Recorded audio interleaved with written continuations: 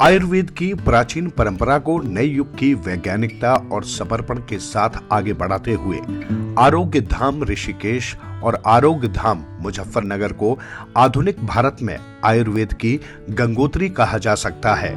आज ये प्रतिष्ठान डॉक्टर राकेश अग्रवाल, डॉक्टर नीलम अग्रवाल, योगी डॉक्टर अमृतराज और डॉक्टर अर्जुन राज जैसे अनुभवी और योग्य चिकित्सकों के कुशल नेतृत्व में मानव स्वास्थ्य के क्षेत्र में क्रांतिकारी कार्य कर रहा है।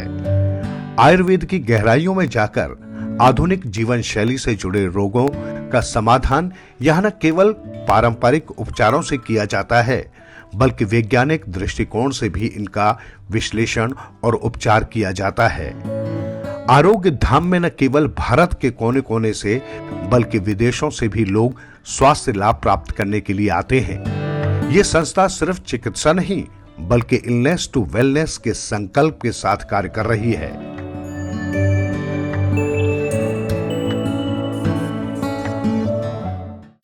नमस्कार।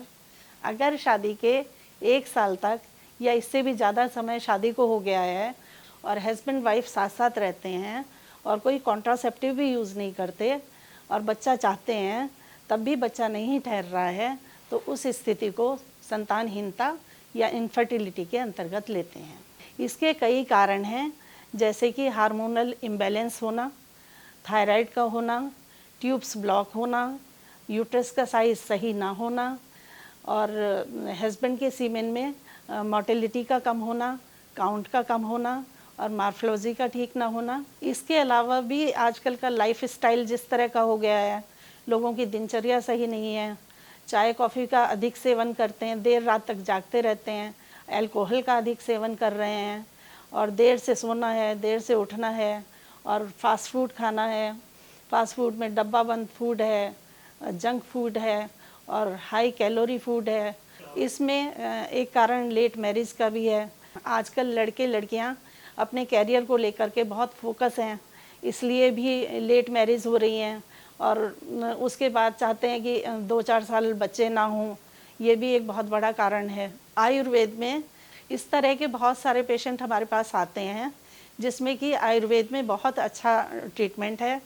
जब पेशेंट हमारे पास आता है, हम उसकी प्रकृति देखते हैं और कौन सा दोष बढ़ा हुआ है उसको देखते हैं, पंचकर्म चिकित्सा करते हैं और पेशेंट को दिनचर्या के बारे में बताते हैं।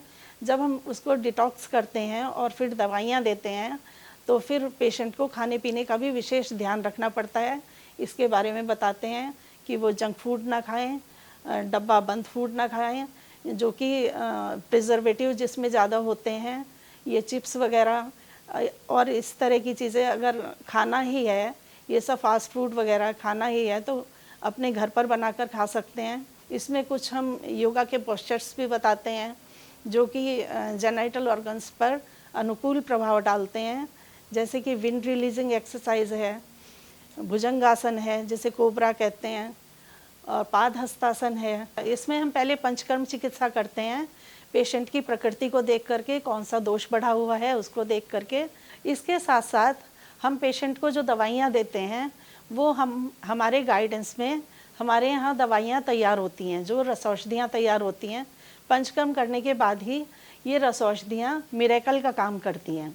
एक बात इसमें मैं विशेष कहना चाहूँगी, कभी भी कहीं से पढ़कर, कहीं से सुनकर या कहीं से भी देखकर कोई भी दवाई ना लें, क्योंकि एक दवाई अगर एक पेशेंट को, एक मरीज़ को दवाई फ़ायदा करती है तो ज़रूरी नहीं है कि दूसरे मरीज़ को भी फ़ायदा करे।